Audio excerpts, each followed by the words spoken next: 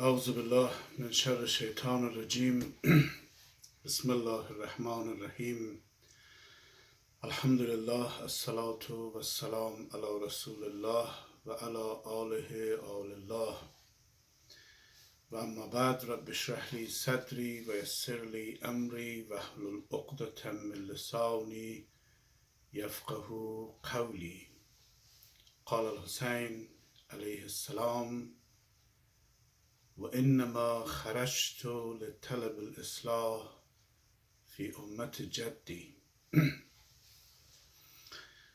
Tonight is the sixth night that we discussing the issue of our relationship with Imam Hussein.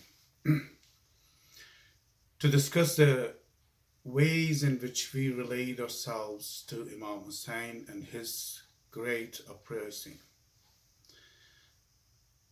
I want to give you a very brief summary of our discussion. I mentioned that there are at least two different ways in which we can relate ourselves to Imam Hussein, or historically we related ourselves in two different ways. The major and the very popular way that we relate ourselves to Imam Hussein is the emotional connection, the emotional relationship that we present, the way we emotionally presented to the revolution of Imam Hussein ourselves. The second relationship that we built is the intellectual relationship. In the past 5 nights, I tried to describe different aspects of our emotional relationship with Imam Hussein. I said that in the emotional response to Imam Hussein's revolution, first of all, we reduce Imam Hussein's revolution to the tragedy itself. The life of Imam Hussein is not that important for us anymore. We celebrate his death. We focus, we mourn, we project, and we connect ourselves to his death. The philosophy of seeing our relationship only based on emotion was to, from one side, to consider that we, as fallible human being, we cannot actually follow an infallible person like Imam Hussein. What we need to do is to reduce the action, reduce the sort of political, social, and cultural engagement with what he said and what he had done to the emotion, to the mere emotion, will help us to be engaged. It will help us to be, at least participate in the level of emotion. I mentioned that right after the death of Imam Hussein, right after the murder of Imam Hussein alayhi salam, the reaction was mourning. People start crying, performing their depth of sorrow, and the ceremony of mourning started right from his death, and it continued to our age. The evolution of mourning for Imam Hussein started from private, personal, family mourning. It turned to a public ceremonies in mosques, and then it turned to a very public event. And in the time of the Safavid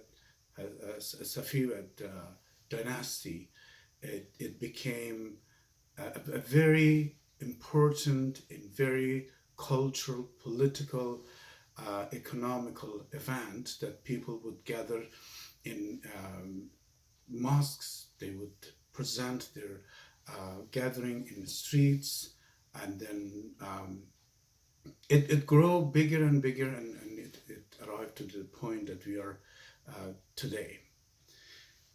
I want to mention that the systematic and organized mourning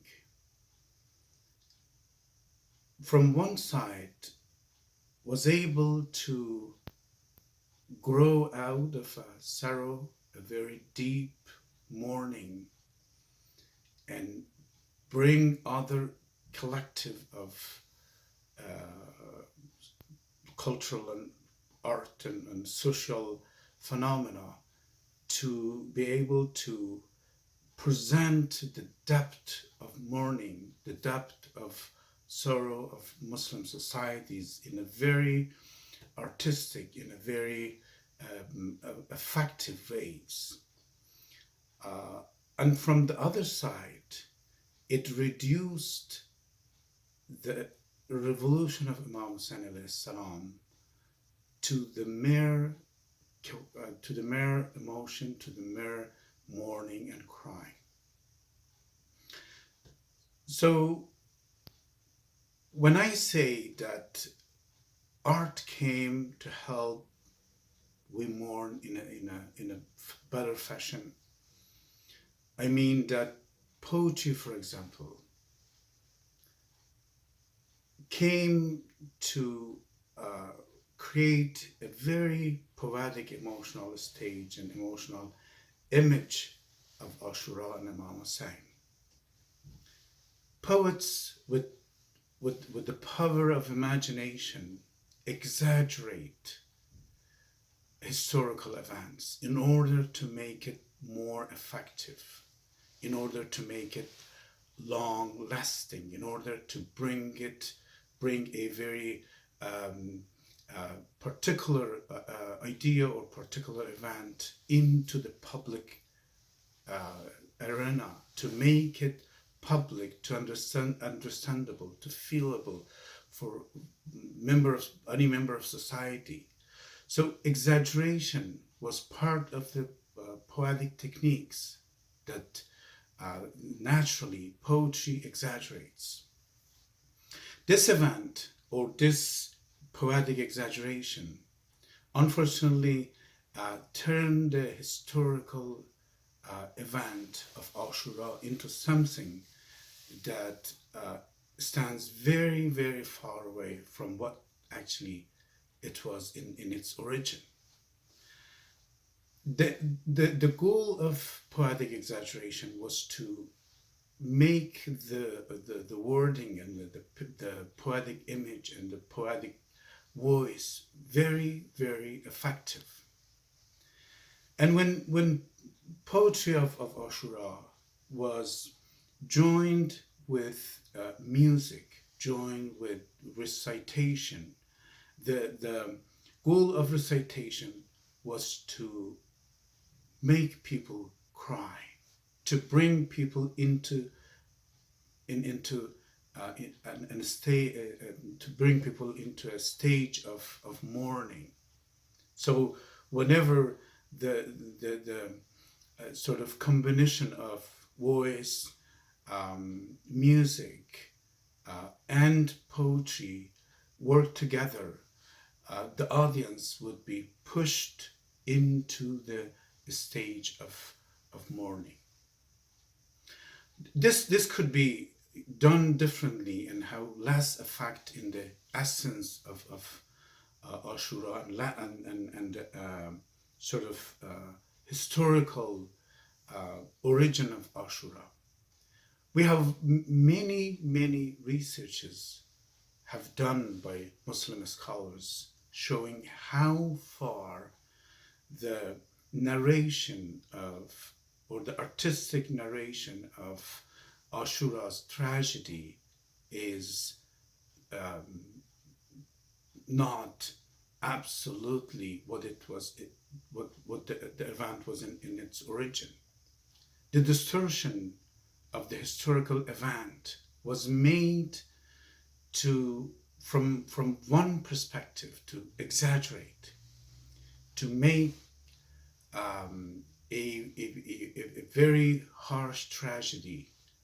The event of Ashura was one of the biggest tragedy of human history in itself. But the exaggeration in narration, to bring it into a stage of exaggerate, this turned the narration of Ashura into a very distorted version, into a very non-authentic narration of Ashura. We have a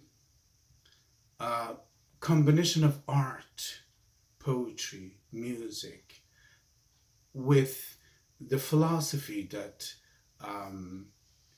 whoever cries for Imam Hussein, whoever participate in the ceremony of mourning in the 10th day of Ashura every year, they will be granted paradise. This would automatically push the society from practically participating with the uprising of Ashura, prevent people from getting the opportunity to not just emotionally, but theoretically, intellectually involved with what has happened in Ashura, to look what Imam Hussein wanted to say and wanted to do to gain a goal that Imam Hussein was looking after and sacrificed his life to gain that goal. So all these questions, in a sense, disappeared from the public arena. People didn't want to think, because the easiest and in their ideas, in their understanding, the most useful way of participating with Imam Hussein revolution was a emotional response, a mere emotional attachment to Imam Hussein's revolution. The structural, organized mourning actually became something, as I mentioned last night, replacing the event itself, becoming a organization with political, social, economic, and cultural establishments. For example, if people don't cry, if the mourning ceremony doesn't go very well the way the organizers want, then people probably won't financially support the event. And the huge number of people who are involved in organizing, reciting poetry, reciting Noha, reciting Rosa, and getting involved in many different ways, they won't be financially supported. So in order to make this organization functional, it needed to be emotionally effective, emotionally sort of guiding and inviting. To make this actually happen, the base for the organizers was to make the whole event of Ashura, or present the whole event of Ashura in a very tragic sense. The history of our involvement with Ashura shows that emotion in a very large scale was the only response that we presented. So to go back to the essence of our discussion, is to Imam Hussein wanted to reform the way people was perceiving Islam and the way people was practicing Islam. He sacrificed his life to change these two important phenomena of Muslim societies. He was murdered in a tragic way. The event was, as I mentioned, was unbelievably shocking. And the Muslim societies were in a stage of shock whenever they wanted to deal with the event of Ashura. Whenever they wanted to analyze what Imam Hussein wanted to say, this stage of shock, the tragic shock, will stop them of thinking and make them to be emotionally involved. From Safavid dynasty to the age that we are in, the way that the organizers of organized mourning was dealing and was guiding the involvement of Muslim society with Imam Hussein's revolution was moving towards a fundamental change in the way we perceive and we practice and we involve ourselves with Imam Hussein's mourning. So today the problem is that we are dealing from one side with a very established and structural organization called Mourning for Imam Hussein. This structure comes with its consequences in our society. And from the other side, we slowly begin to realize that there's something missing in our approach to Imam Hussein's revolution. The point that we're missing is that we need to and we have to mourn for Imam Hussein's death. But mourning is a personal involvement, a personal response to Imam Hussein's tragic death. We need to continue our journey. We need to continue our response further than what we personally respond to Imam Hussein's tragic death. And that is to question, to find a explanation why a Muslim community like the companions of Yazid, why a Muslim community brutally killed their leader, their Imam, why Imam Hussein alayhi salam wanted to sacrifice his life, and what is my responsibility in regard to his death, in regard to his motto and logo of revolution, what he actually wanted me as a Muslim in the age of modernity or post-modernity to do for his revolution, to do what he wanted to do 1400 years ago. These questions are not important, unfortunately, anymore for Muslim society. What is remained important, it is to remain in this stage of emotion.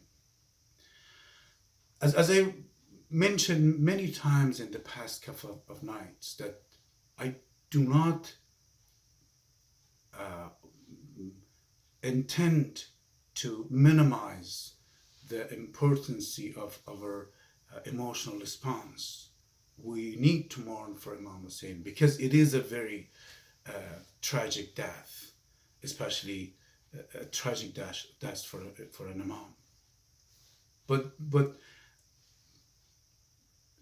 changing the event of Ashura, replacing it with an organized, systematic, structural phenomena that produces economic funding and benefits to a particular group of people, funding culturally and socially to a particular group of people in the society, and they benefit from the continuous